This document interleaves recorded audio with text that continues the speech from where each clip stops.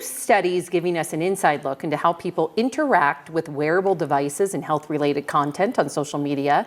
Researchers found that with the devices becoming more common, more people are sharing the information collected to a larger audience. So joining me today to share more with our 9 News medical expert, Dr. Kyle Coley. Happy Friday, Dr. Coley. Thank you, Sam. You too. We made it. We made it through the week. There's been a rise of wearables among people, but are people actually sharing this information with their doctors, which I would think you would want to know? I would want to know, but the problem is the healthcare infrastructure is not set up for us to receive this information as physicians. So it's been really interesting. Even in my career, we started out with the information going from me to you, from the doctor to the patient, right? That was always how people got information. Now it's become more bi-directional, where people come into my office and say, I saw this on social media, or this is what my wearable found. What should I do with it? I wish there was a systematic way for them to bring us that information, because we're now seeing that 40% of American adults are using wearables to track heart rate, to track sleep. I don't know if you're one of them, if you have not. Should I? Okay. Well, let's talk about it. Okay, that was my follow-up question. Yeah. Should you would you tell your patients to wear a wearable? I do, but I tell them to have some caveats when they wear it. So when people do wear a wearable, you have to do something with that information. You can't just use that information and not do anything with it. So bring it to your doctor. But we actually have guidelines now that tell us what we should tell our patients about wearables. First thing I tell them, it is a screening tool, not a diagnostic modality. Meaning if the wearable says, like the Apple Watch or the Fitbit are the two that are FDA cleared, says you have an arrhythmia. One called AFib is the one that it looks for. You know that very well with your personal family and dad.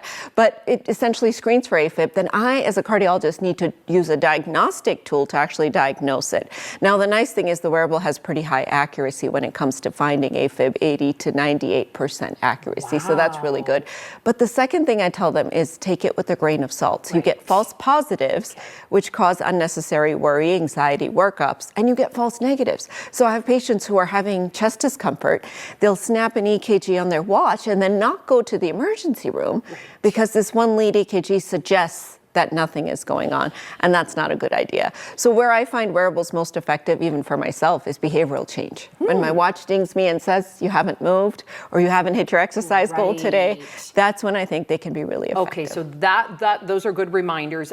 What types of diseases are wearables most promising for, would you say? So the evidence tells us arrhythmia screening is one of the best, because the wearables are really good at looking at whether your heart rate is regular or irregular.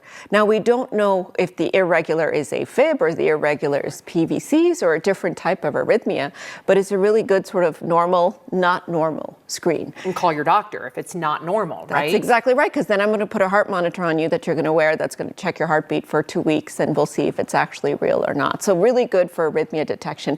We're trying to dabble in chronic disease management. So could there be wearables that could, you wear a patch and it tells you about your blood sugar, a patch that tells you your blood pressure all day long, using something called photoplethysmography, sends in little light waves to see what your blood pressure is.